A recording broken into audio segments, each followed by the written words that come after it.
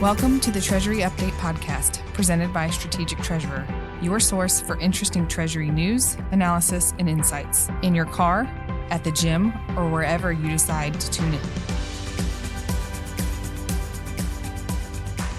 Welcome to the Treasury Update podcast. I'm your host, Craig Jeffery, and I'm joined by Leo Gill from Bottomline Technologies. Leo, welcome to the podcast. Thanks, Greg.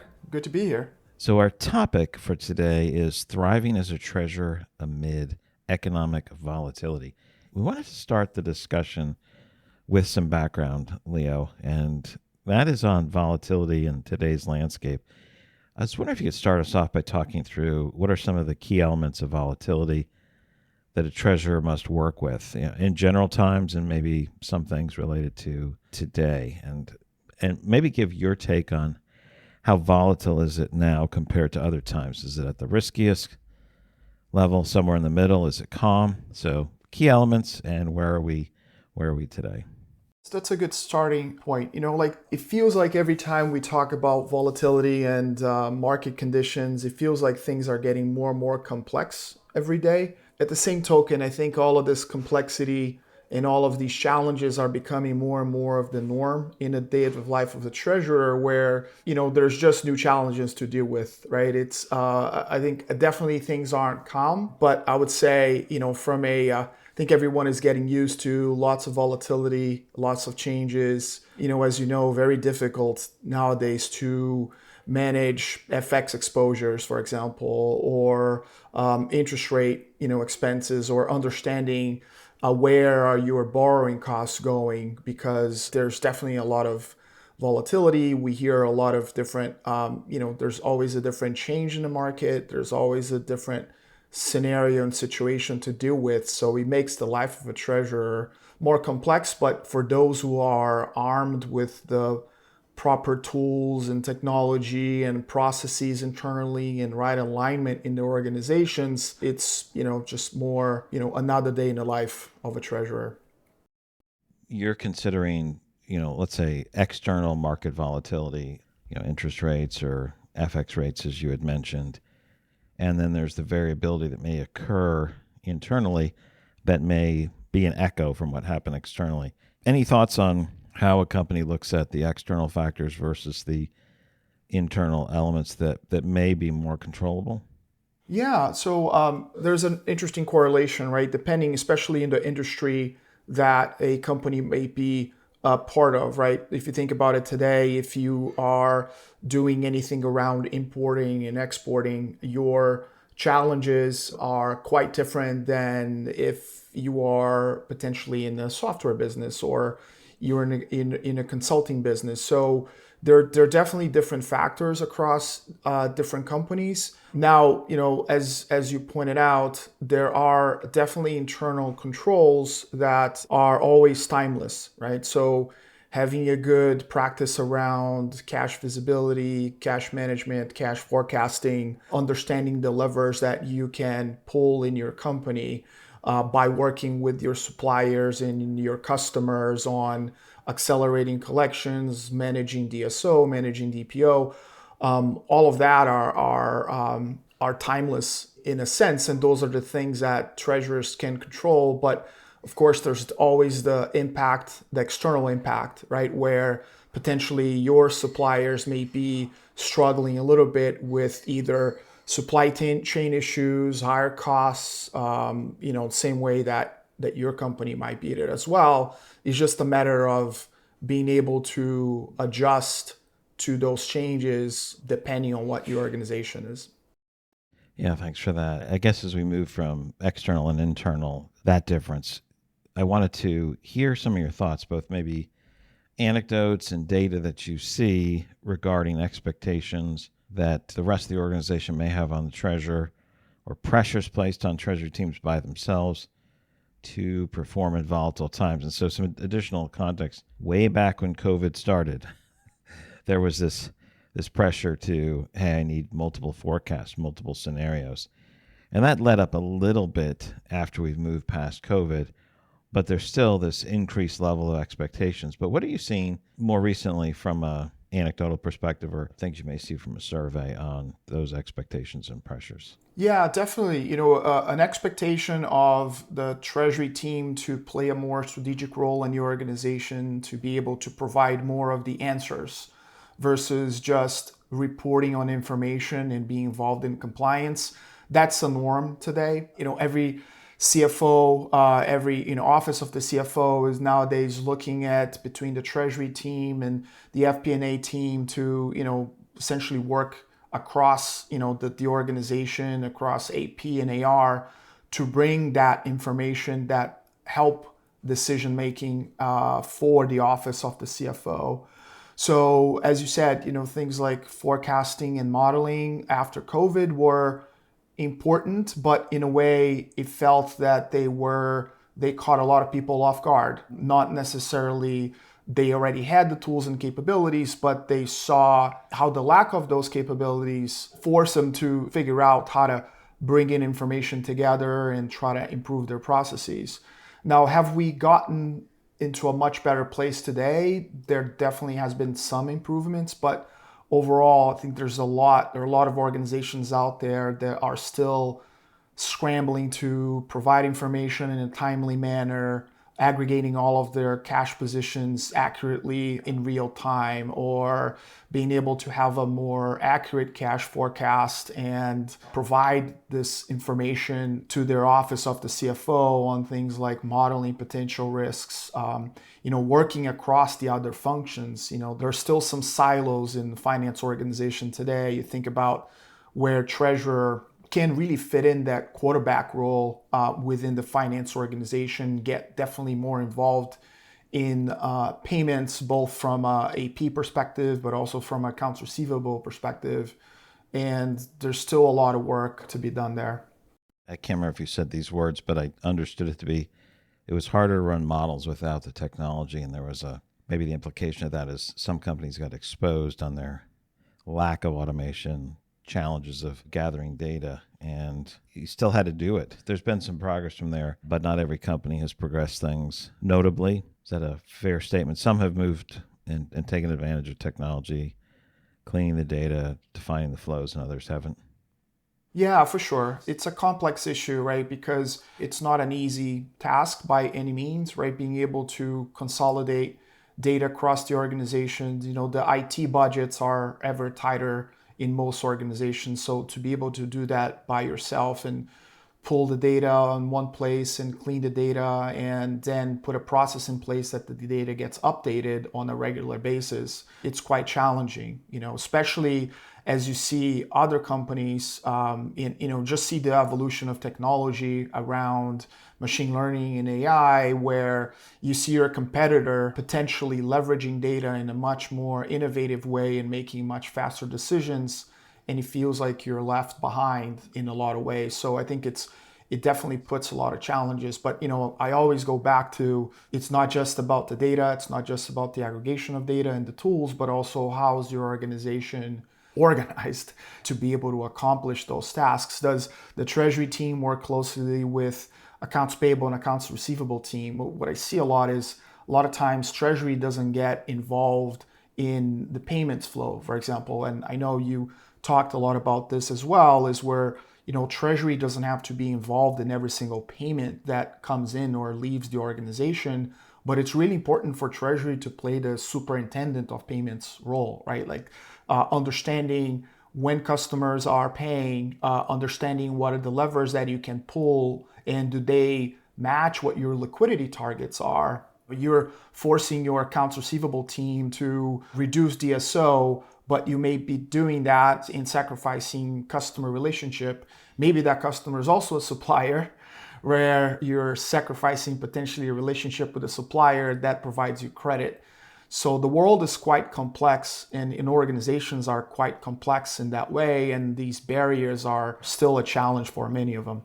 Appreciate you mentioning things like how things are organized, not just focusing on tech alone or the data alone. Could you just give us a quick overview of what you do? What's your remit at Bottomline Technology, so the audience gets to know you in that way? I'm responsible for our cash management and global payments product. So what we do with our with our portfolio of products is we help companies manage cash and optimize cash. We have capabilities for cash visibility, cash forecasting, banking reconciliation, and working capital management. As Bottomline, we're really well known for our payments infrastructure. We're one of the largest payment providers in the world. Today, we are the top 3 SWIFT payment provider in the world, which helps us a lot because our payments infrastructure and connectivity, our bank connectivity, payments infrastructure is so large. So it helps us combine data into our cash management and treasury system, so we can then help companies organize themselves around, or the CFO organize itself around data and collaborate across the different functions. Leo, thanks for that. Maybe you could just go through a quick rundown by way of description. What are some of the products that we may know about or may not know about? Like, what's their name and what do they do?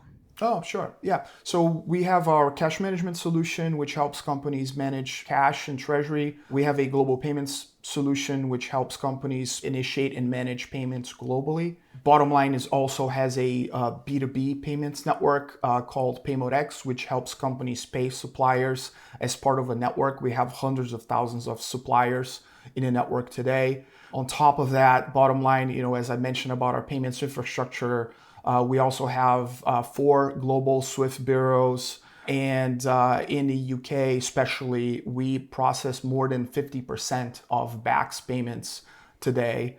So really the strength of Bottomline and what our messaging is we help businesses pay and get paid. So we provide complete payments and cash management solutions to corporates and banks as well.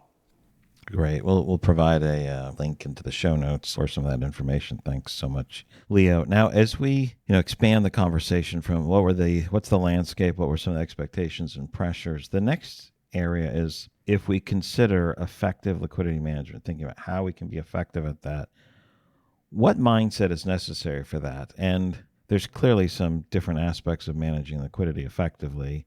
So what are some of the key pillars of that? And the key pillars necessarily includes a mindset. So maybe you just talk to that. So the key pillars from liquidity management really starts with cash visibility. Are you really able to have a complete view of your cash positions? Not 90%, but 100%. And how close to real time do you have visibility into that information? As a lot of companies, sometimes you ask them if they have solved that problem, if they have complete cash visibility. The answer sometimes is yes, but when you ask a little bit deeper questions like how real time is it, or are you having to log into multiple banking portals, or are you combining reports together in order to get a clear cash position, the answer is yes, which is not what we are looking for, not what companies should look for, right? You should look for close to real time, as close to real time as possible, to facilitate really decision making. Then, of course, the next step from there, it's not just about how much money you have today, but are you well positioned to manage your liquidity in the upcoming weeks and months? So cash forecasting is really a key pillar of liquidity management, where you need to understand where's your company going? Are you prepared for any potential pitfalls that will happen? Are you actually looking ahead to provide direction to the finance organization about what to do? Part of that is cash forecasting. We talk a lot about things like modeling, scenario planning. It's not just a static view of a forecast, because forecasts are very dynamic.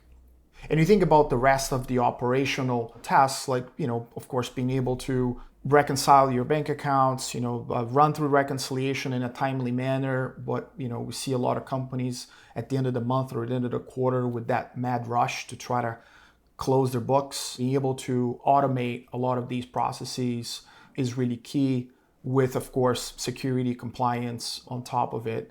And the last part, it's really being able to optimize working capital, right? Be able to make decisions and make real financial decisions with the data information that you got along the way. Summarizing some of the pillars that you mentioned, I just want to make sure I captured them. One was completeness. Do you have all the data? Do you have visibility to all the accounts? And then internal, external information. There's an aspect of frequency of how frequently it's updated. the duration or how far, let's say your forecast goes out, what do you need for that? And then another key one was being able to model things or run scenarios to give yourself that analytical flexibility. If I have those right, what else about the mindset would be necessary to support those pillars? The mindset is really to become more strategic, right? It's more of a strategic mindset where feel that treasury in a lot of organizations, and historically treasury has been very much focused on just providing reports, reviewing compliance, and getting involved just sporadically across the operations of the finance organization. And that change is where I think that's the mindset shift, where in a lot of ways treasurers feel like they're just part of a larger team versus taking the lead on the larger team, right? And that's really clear to me. What I see a lot is around payments, going back to how a lot of treasury teams are rarely involved in payment operations. They're either involved very early on the process, so they're allocating capital so the accounts payable team can make payments, or they are brought in at the end to just ensure that compliance is met and reports are met and what was expected to happen happened. So, treasury can play a lot more of a orchestrating role across the organization. And I think that's really the key mindset is, helping drive the bus more than just sitting as part of an organization and letting the other functions operate in their own silos. So, Leo, thanks. That's a good bit of the mindset for effective liquidity management and dealing with economic volatility. Putting that into practice, what does that mean from maybe a team perspective, technology perspective, workflow, or security posture? Or you can pick any of those or pick all of those. Yeah, sure. Yeah, I think it's all about showing value, right? The treasury team today has a lot of value to provide and a lot of information, and experience to provide across the organization. It sometimes is, I think, the focus too much on the operational side. It's what prevents treasury to be seen as a more of a leadership and a strategic role in the organization. Let's pick a couple of them. So you think about, when it comes to cash visibility, cash forecasting, treasury has access to the cash the company has, all of the accounts. Treasury has access to all of the financial instruments, all the ability to reach into cash being, either your loans, your lines of credit, your commercial paper, everything you have across the board. So there are multiple levers that the treasury team can pull and push in order to help the company make better decisions. So it's a matter of displaying that and showing that to the other functions of the organization. If any treasurer shows up with in a finance meeting across accounts payable, receivable, the office of the CFO, and can show, here's our projection of where our cash forecast is or our overall forecast is and where our company is going. Here's different scenarios that we have modeled and here's the decisions we recommend to be made. That's just doing that automatically will put any treasury team in a driving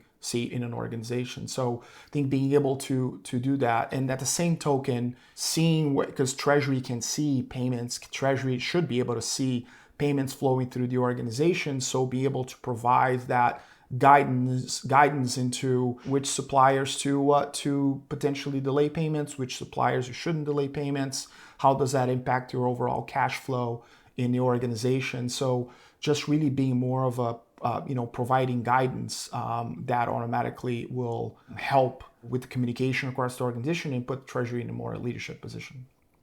Leo, the next question I had, you've at least partly answered it, but if there's anything more you want to add to it, that would be great. The question is, what are the requirements you see necessary to achieve effective liquidity management?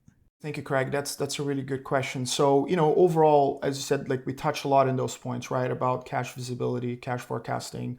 The main requirements are solving for the operational, right? We didn't talk a lot about fraud prevention, for example, as treasury also sits in a really key position when it comes to fraud, as continues to evolve every day. I know we've all seen the fake invoices, or fake emails that come from a CEO asking for someone to buy a card or things like that you see as fraud is getting more and more sophisticated.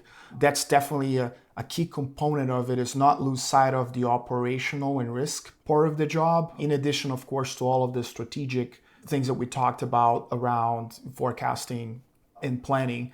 So it's an interesting time we live in where the treasury team is getting more and more pressure to deliver on information, and that's requiring almost like multiple disciplines to be combined into one, right? Where one day you would be focusing on your workflows and do you have the right policies and procedures in place to prevent fraud in your organization, and the other day you're focusing on how to forecast and model changes in the interest rate environment, for example. Yeah, certainly, Leo. Thank you for that. As we wrap up, I just wanted to give you an opportunity for any final thoughts that you might have on managing liquidity in volatile times. Anything, factoring those two things together that you might want to end with. Yeah, for sure. I think in summary is, the days of, being static, right? So static data, static forecasts are over, right? It's all about how dynamic can you be, how quickly can you get access to information, and how quickly can you empower decisions in the organization. That's really the number one. Following up to that is, can you stress test your organization? We talked a little bit about organizations that are global and have potentially FX exposure.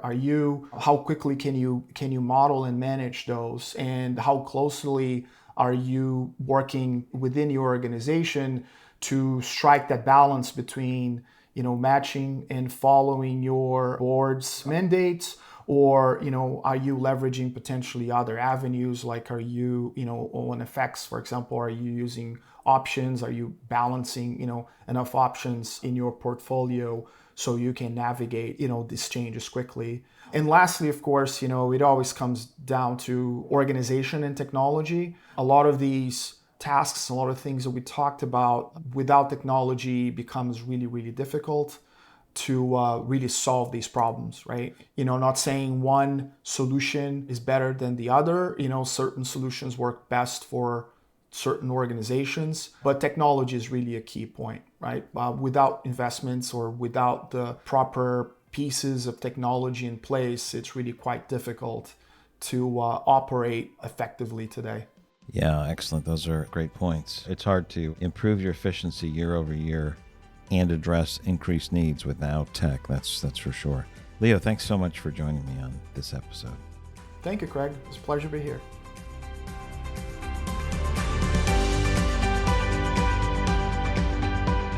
You've reached the end of another episode of the Treasury Update podcast. Be sure to follow Strategic Treasurer on LinkedIn. Just search for Strategic Treasurer. This podcast is provided for informational purposes only, and statements made by Strategic Treasurer LLC on this podcast are not intended as legal, business, consulting, or tax advice. For more information, visit and bookmark strategictreasurer.com.